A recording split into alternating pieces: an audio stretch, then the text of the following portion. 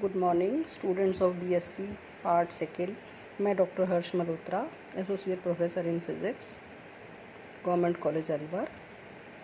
आज के लेक्चर में हम मैक्सवेल्स थर्मोडायनेमिकल रिलेशंस को किस प्रकार से शॉर्टकट मेथड से याद रखते हैं वो सिखाऊंगी।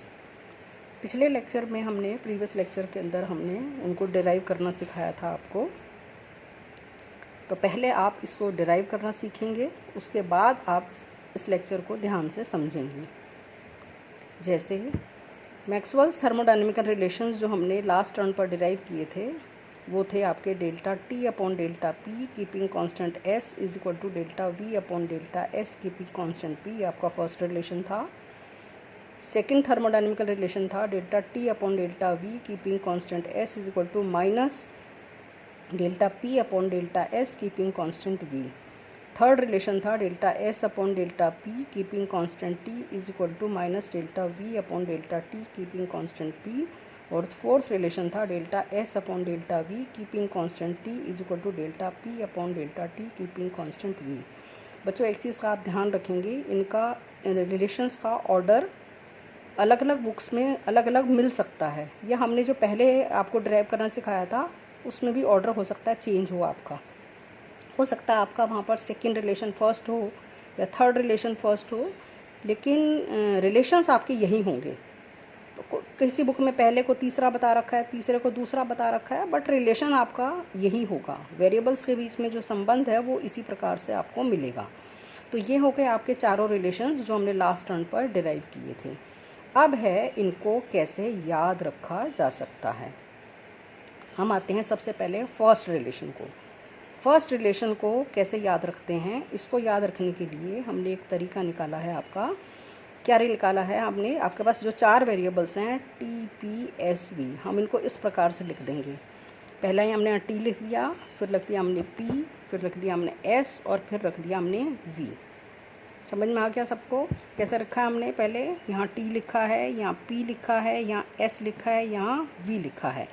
अब हम क्या कर रहे हैं, हम इसको क्लॉकवाइज टी से स्टार्ट कर रहे हैं, यानी एक नंबर से।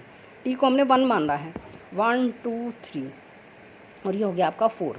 तो हमने क्या करा, 1 नंबर से यानी टी से हम क्लॉकवाइज शुरू करेंगे इस प्रकार से। ये हम एक एरो बना दिया हमने, ठीक है। तो ये हमारी बन गई लेफ्ट हैंड साइड। कैसे लिखा हमने, यानी delta T upon delta P keeping constant S. I hope सबको समझ में आ गया। मैं फिर से रिपीट करती हूँ क्या करा हमने यहाँ पर। ये रहा आपका टी पी एस वी, आप इसी ऑर्डर में आप इसको लिख लेंगे। इसमें लिखने के बाद हमने क्या किया है, हमने टी से हम क्लॉकवाइज चल रहे हैं, ठीक है। ये मैंने एक एरो बना दिया है, इसको मैंने लिख दिया यहाँ पर कि यहाँ से मुझे लेफ़्ट हैंड साइड मिलेगी। सो बन गई delta T upon delta P keeping constant S. ये मेरे पास हो गई लेफ़्ट हैंड साइड।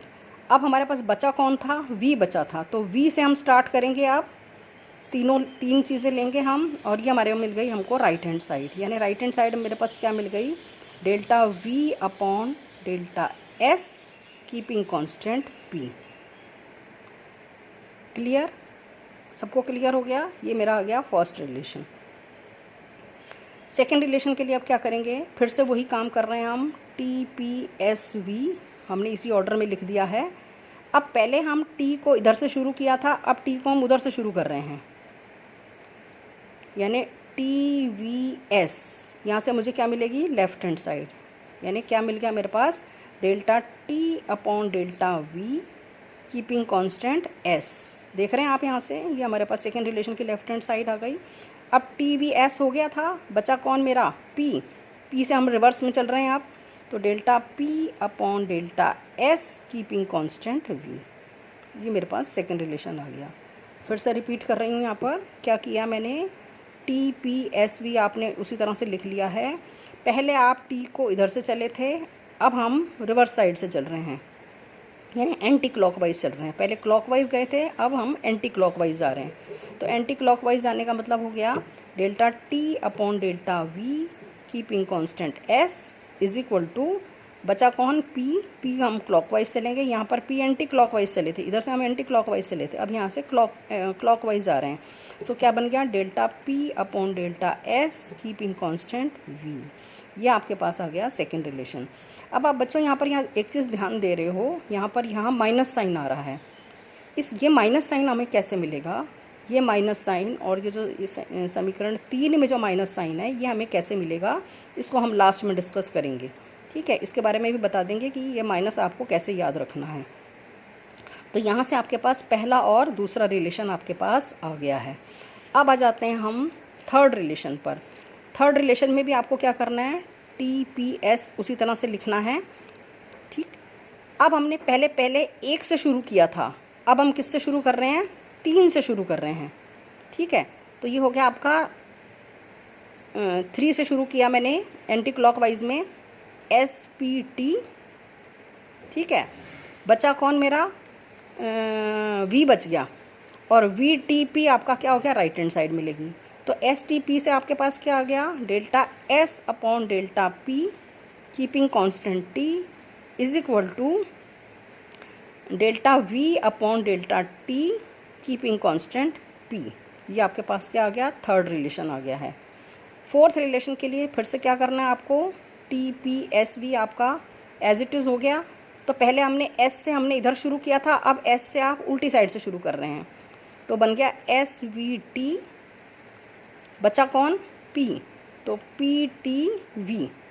तो इधर से आपके पास क्या मिलेगा, आपके पास जो लेफ्ट हैंड साइड आ गई, ये L लिख रखा है ना हमने, तो L का मतलब यहाँ से लेफ्ट हैंड साइड मिलेगी।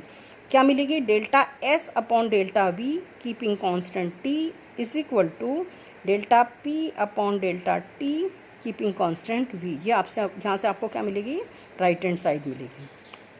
तो ये हो गए आपके 4 रिलेशंस, किस प्रकार से आप शॉर्टकट मेथड से याद करेंगे। अब हमने जो सेकंड और थर्ड रिलेशन है वो आपका क्या था, माइनस था। माइनस रिलेशन को आपको ऐसे याद रखना है कि वॉचिंग टीवी इज़ हार्मफुल। आपको मालूम है, ये एक तरह का जोक है, आज की डेट में वॉचिंग टीवी हार्मफुल नहीं है, सभी बच्चे देख रहे हैं। सो watching TV is harmful. Watching TV is harmful का मतलब है जहाँ T और V एक साथ हैं वहाँ आपके पास माइनस साइन आएगा, चाहे आपके पास delta V upon delta T हो या delta T upon delta V हो, वहाँ आपके पास माइनस आएगा। जैसे कि यहाँ देख सकते हैं हम थर्ड रिलेशन के अंदर, थर्ड रिलेशन के अंदर आपके पास क्या है, V और T आपका एक साथ कहाँ आ रहा है, यहाँ आ रहा है, तो ये रिलेशन कैसा हो गया आपका, माइनस हो गया। आपने देखा यहाँ T और V एक साथ नहीं है। इसी तरह से आपके पास जो सेकंड रिलेशन है वहाँ पर भी V और T एक साथ हैं, तो हमारे पास क्या आ गया, माइनस साइन आ गया है। सो सेकंड और जो आपका थर्ड रिलेशन है वो आपके पास क्या आ गया, माइनस आ गया है। तो इस प्रकार से हम मैक्सवेल्स के इक्वेशंस को लर्न कर सकते हैं। ठीक है, so this is a shortcut method. I hope आपने एंजॉय किया होगा इस लेक्चर को। इस लेक्चर के बाद मैक्सवेल्स थर्मोडायनेमिकल रिलेशंस डिराइव करना, उनको लर्न करना आपको अच्छे से आ गया होगा। अब हम नेक्स्ट लेक्चर में हम मैक्सवेल्स के एप्लीकेशंस, थर्मोडायनेमिकल रिलेशंस के एप्लीकेशंस पढ़ेंगे कि इनके एप्लीकेशंस क्या क्या हैं। तो उन एप्लीकेशंस में पहला एप्लीकेशन है आपका क्लॉसियस-क्लैपेरियन इक्वेशन। ठीक है, जिसको मैंने पहले जो डिराइव करा चुकी हूँ, वहाँ मैंने आपको बताया भी था कि आज हम इसको थर्मोडायनेमिक्स के सेकेंड लॉ से डिराइव कर रहे हैं और आगे जाकर हम इसको मैक्सवेल्स रिलेशन से भी डिराइव करेंगे। सो नेक्स्ट लेक्चर में हम करेंगे मैक्सवेल्स थर्मोडायनेमिकल रिलेशंस के एप्लीकेशन, जिसमें हम पहला एप्लीकेशंस पढ़ेंगे Clausius Clapeyron equation to derive the Clausius Clapeyron equation with the help of Maxwell's thermodynamical relations. ठीक है, तो आज अभी इतना ही। अभी हम बीच में 1 या 2 दिन का गैप लेंगे, जिससे कि आप इन लेक्चर्स को पहले आप अच्छे से तैयार कर लीजिए, उसके बाद हम उनके एप्लीकेशंस पर आएंगे। ठीक है, थैंक यू।